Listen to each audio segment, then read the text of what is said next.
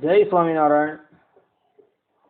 नारायण मुनिदेव सत्संग मंडल मांथी वेदांत आचार्य शास्त्री राकेश भाई तारीख 25/12/2018 ने दिवसे आ प्रवचन करे छे। आजना प्रवचन नो विषय छे मत्स्य अवतारनी सर्वोपरिता, सर्व अवतारिता अने पूर्ण पुरुषोत्तमता प्रतिपादन करी। सत्यव्रत राजा ने प्रलय कालनी अंदर उगारवा माटे मत्स्य अवतार थयो हतो एवुं श्रीमद भागवतनी अंदर स्पष्ट रूपे लखायुं छे। आज श्रीमद भागवतना अष्टम स्कंदना 24मा अध्यायना 28मा श्लोकनी अंदर सत्यव्रत राजा मत्स्य भगवाननी सर्वोपरिपणे स्तुति करता बोल्या, नमस्ते पुरुष श्रेष्ठ स्थिति उत्पत्ति ये ईश्वर भक्तानां नः प्रपन्नानां मुख्यो यात्म गतिर विभो। अर्थात हे ईश्वर, आप जगतनी उत्पत्ति स्थिति अने प्रलयना स्वामी छो, आपने हूँ नमस्कार करूँ छूं। हे प्रभु, आप शरणागत भक्तों माटे आप ज आत्मा अने आश्रय छो। अहीं सत्यव्रत राजा मत्स्य भगवान ने कहे छे कि आप ज संपूर्ण जगतनी उत्पत्ति स्थिति अने प्रलयना करता छो। अहीं स्थिति शब्द जे छे एनो अर्थ थाय छे नियंता अने उपरी। सर्वोपरीनी अंदर जे उपरी शब्द छे तेनो अर्थ कोशनी अंदर नियंता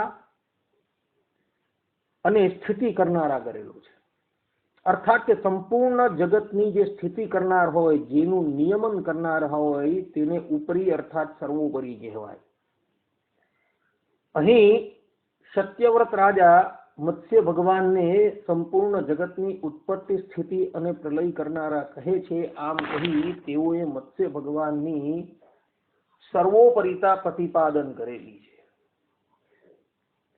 અને એટલે જ માટે આધારાનંદ સ્વામી હરિચરિત્રામૃત સાગર 4:28-48 ની અંદર કહી રહ્યા છે કે જેને જે સ્વરૂપ પ્રકટ રૂપમાં મળ્યું હોય તેને જ તેને સર્વોપરી સર્વ અવતારે જાણવું। અર્થાત કે જે સાધકને જે સમયે જે સ્વરૂપની પ્રાપ્તિ થઈ તેને માટે તે જ સર્વોપરી છે એવું આધારાનંદ સ્વામી કહી રહ્યા છે।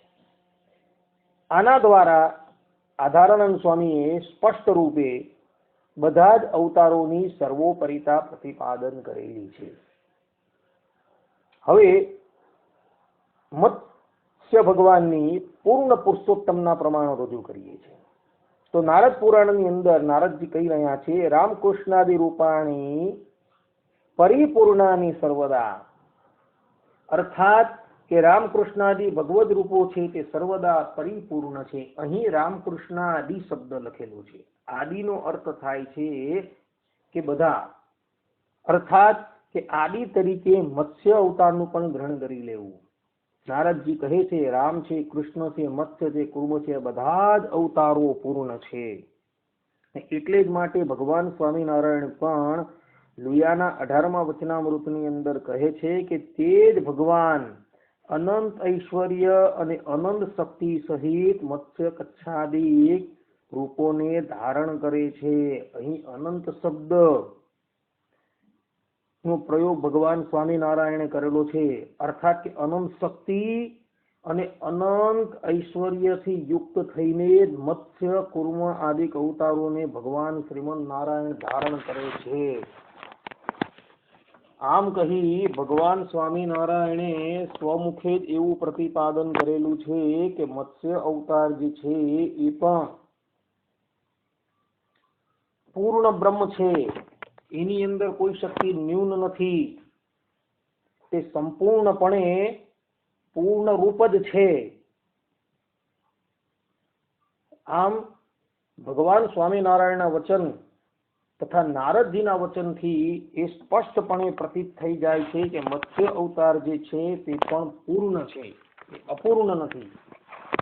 हवे मत्स्य भगवाननी सर्व अवतारिताना प्रमाण रजू करीए छीए। तो श्रीमद भागवतना अष्टम स्कंदना 24मा अध्यायना 29मा श्लोकनी अंदर सत्यव्रत राजा મત્સ્ય ભગવાનની સર્વ અવતારિતા તરીકે સ્તુતિ કરતા બોલ્યા, સર્વે લીલા અવતારાસ્તે ભૂતાનામ ભૂતિ હેતવઃ જ્ઞાતુમ ઈચ્છામ યદો રૂપમ યદર્થમ ભવતા ધૃતમ. અર્થાત આપના બધા જ લીલા અવતારો પ્રાણીઓના અભ્યુદય માટે થાય છે, તો પણ હું એ જાણવા ઈચ્છું છું કે આપે આ રૂપ શા ઉદ્દેશ્યથી લીધેલું છે. અહીં સ્પષ્ટ રૂપે કહે છે સત્યવ્રત રાજા કે આપના બધા જ લીલા અવતારો પ્રાણીઓના અભ્યુદય માટે થાય છે.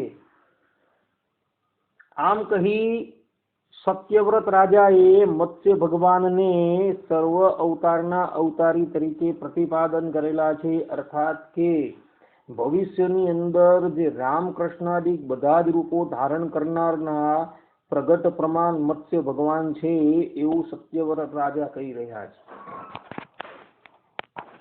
આમ ભગવાન સ્વામિનારાયણે માન્ય કરેલા શ્રીમદ ભાગવતની અંદર જ સ્પષ્ટ રૂપે મત્સ્ય અવતારને સર્વ અવતારી તરીકે પ્રતિપાદન કરેલા છે.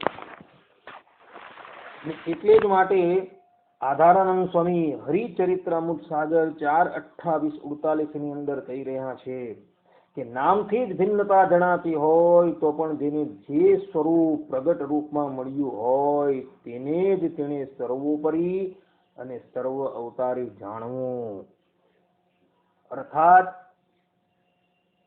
આધારાનંદ સ્વામી કહે છે કે ભલે નામથી ભિન્નતા હોય પરંતુ જેને જે સ્વરૂપ પ્રગટ રૂપમાં એટલે કે પ્રગટ રૂપે જે દ્રષ્ટિગોચર થયું હોય તેને જ તેને સર્વોપરી જાણવું અને સર્વ અવતારી જાણવું.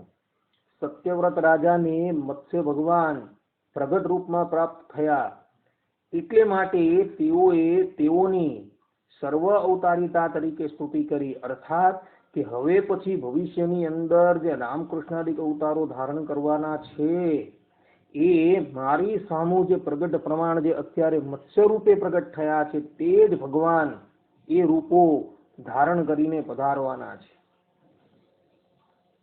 એટલે આધારાનંદ સ્વામી અહીં સ્પષ્ટ રૂપે કહે છે કે જેને જે સ્વરૂપ પ્રગટ રૂપની અંદર દ્રષ્ટિગોચર થયું તે જ તેની માટે સર્વોપરી છે અને સર્વ અવતારી છે.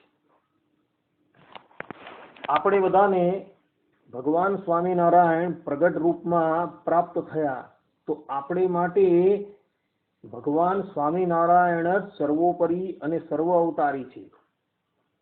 એનો અર્થ એવો નથી કે બીજા સાધકને જે સ્વરૂપની પ્રાપ્તિ થઈ તે ન્યૂન છે, તે ગૌણ છે, એ ગૌણ કે ન્યૂન નથી. એને માટે એ જ સર્વોપરી અને એ જ સર્વ અવતારી છે. ભગવાન શ્રી રામને હનુમાનજીએ પ્રત્યક્ષ પ્રગટ રૂપે પ્રાપ્ત કર્યા તો તેની માટે એ રામ જ સર્વ અવતારી છે. અને સત્સંગી જીવનના પ્રથમ પ્રકરણની અંદર સ્પષ્ટ રૂપે તેઓ એવું જ કહે છે કે પૂર્વે રામ રૂપે તમે જ હરિકૃષ્ણ પ્રગટ થયા હતા અને મને આ અયોધ્યાની અંદર ચિરંજીવી રહેવાનો આશીર્વાદ આપેલો હતો. હનુમાનજી સ્પષ્ટ રૂપે એવું જાણતા હતા કે મારા છે રામ છે તે જ હરિકૃષ્ણ નામ ધારણ કરીને અત્યારે પ્રગટ થયા છે. એવો એ પ્રમાણે જાણતા હતા. એટલે એની દ્રષ્ટિએ એવું હતું કે મારા જે રામ જે છે તે જ હરિકૃષ્ણ રૂપે પ્રગટ થયા છે અને આપણી દ્રષ્ટિએ એવું છે કે આપણા જે હરિકૃષ્ણ મહારાજ છે તે જ શ્રી રામ રૂપે પૂર્વે અયોધ્યાની અંદર પ્રગટ થયા હતા. આમ આપણે માટે સ્વામિનારાયણ ભગવાન જે છે એ સર્વ અવતારના અવતારી છે. હનુમાનજી માટે જે શ્રી રામ છે એ જ સર્વ અવતારના અવતારી છે. તેવી જ રીતના શ્રી કૃષ્ણ ભગવાનને જે જનો પ્રાપ્ત થયા તેને માટે તે જ સર્વોપરી અને સર્વ અવતારી છે. એટલે જ આધારાનંદ સ્વામી કહે છે કે નામથી જ ભિન્નતા જણાતી હોય તો પણ જેને જે સ્વરૂપ પ્રગટ રૂપમાં મળ્યું હોય તેને જ તેને સર્વોપરી અને સર્વ અવતારી જાણવું. આમ આ પ્રમાણોથી એ સ્પષ્ટપણે પ્રતિપાદિત થઈ જાય છે કે મત્સ્ય ભગવાન જે છે એ પણ કોઈ અવર નહીં પરંતુ પૂર્ણ બ્રહ્મ પરમાત્મા સર્વોપરી અને સર્વ અવતારી છે. અહીં આ પ્રવચનને વિરામ આપવામાં આવે છે.